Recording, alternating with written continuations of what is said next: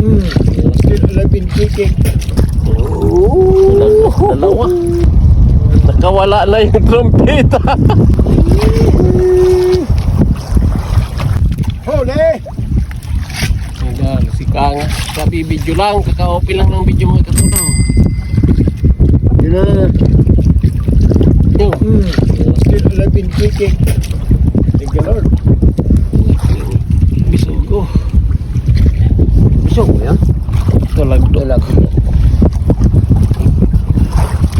Ano mo kumakato?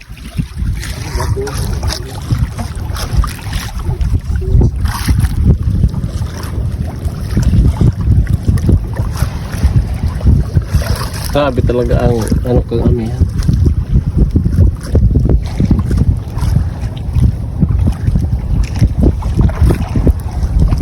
Hapon na naman yung mga pirangalda.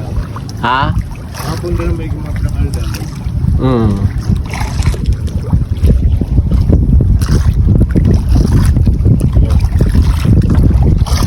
Malabo pa yung tubig mga katuda. Halos mag-iisang buwan na malabo yung tubig.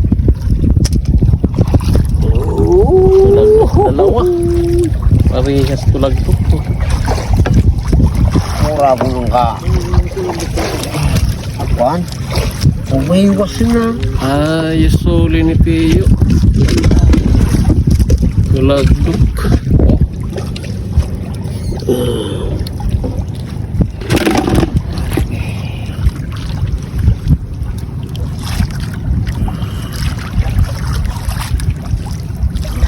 Punta na to.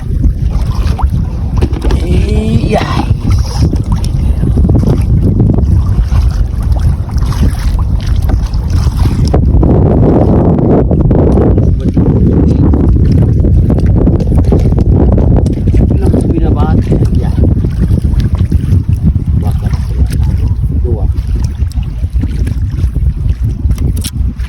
Hindi naman sa akin.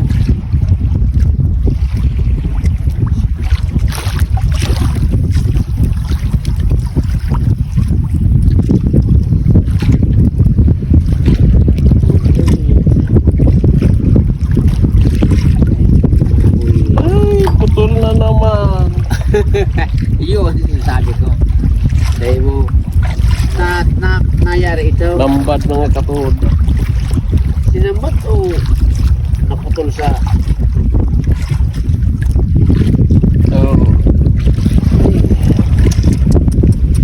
Sumad na yun tayo. Uwing ko na.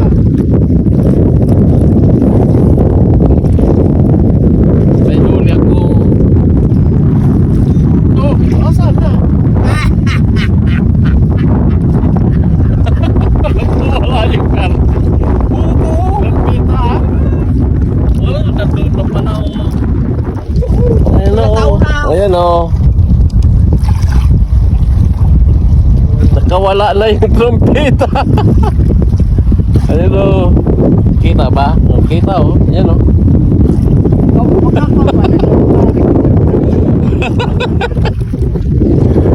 Ipapakita ko sana sa inyo yung tinatawag na trompeta dito. Kaso lang nakawala na pala. Wala na yung buhay. Ito sana. Nakawala pa.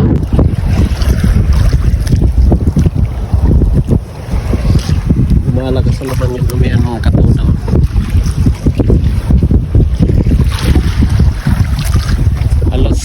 Magalos 2:30 na mga katunaw.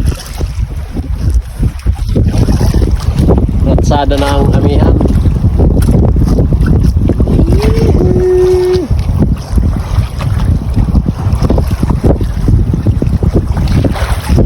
Kaya sobrang mahal ng isda ngayon mga katuda. Napakamahal ng isda dito sa amin, dito sa Bicol, sa Tabaco.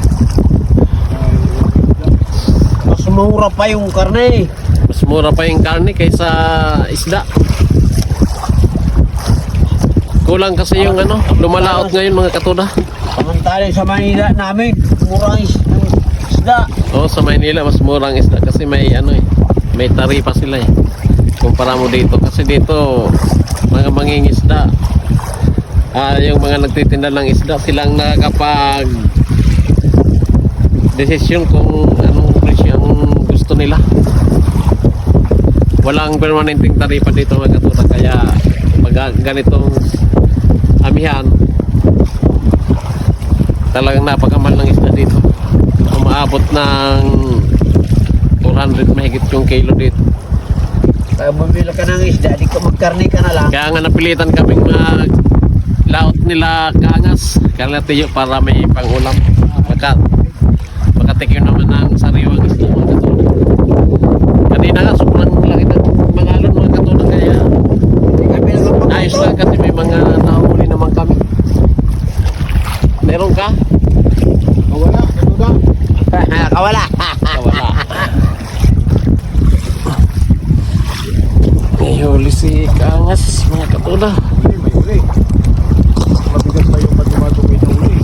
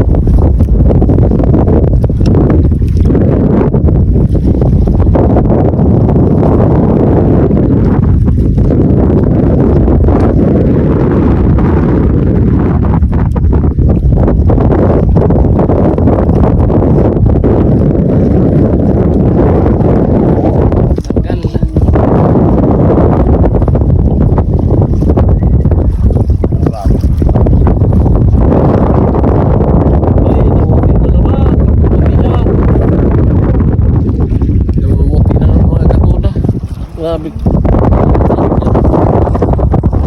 Tapos dito sa kabila.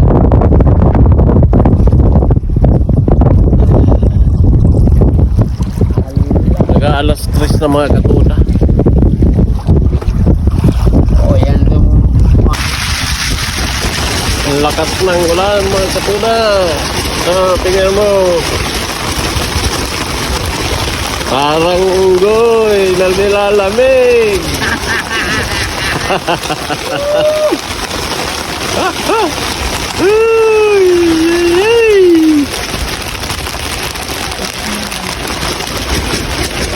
Si Kangas, kumusta na doon?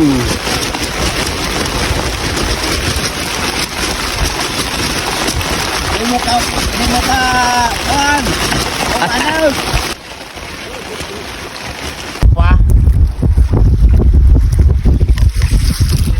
Matapos, may, ano? Uwian na mga katuda. Hapon na. Masing 45 kundo pa. Mag-alas 4 mga katuda. Talagang rubber. Kaso lang, grabing alon na mga katuda. Uy!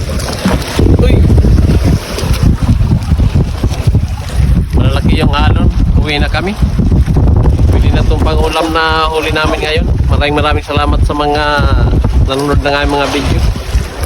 Sa suporta nyo, maraming salamat. Sa mga bagong subscriber, sa mga silent viewers, maraming salamat sa panonood ng aming mga video. Sa mga tumatapos na video, maraming salamat po sa suporta nyo. Ito yung huli namin mga katuda ngayon. Pwede nang pang-ulam. Hindi na kayo bibili ng ulam. Ito nga pala, hindi ko na-videoan kanina. Nahuli ko naputol na yung yung tansi niya. Hindi ko na na-videoan. Ito.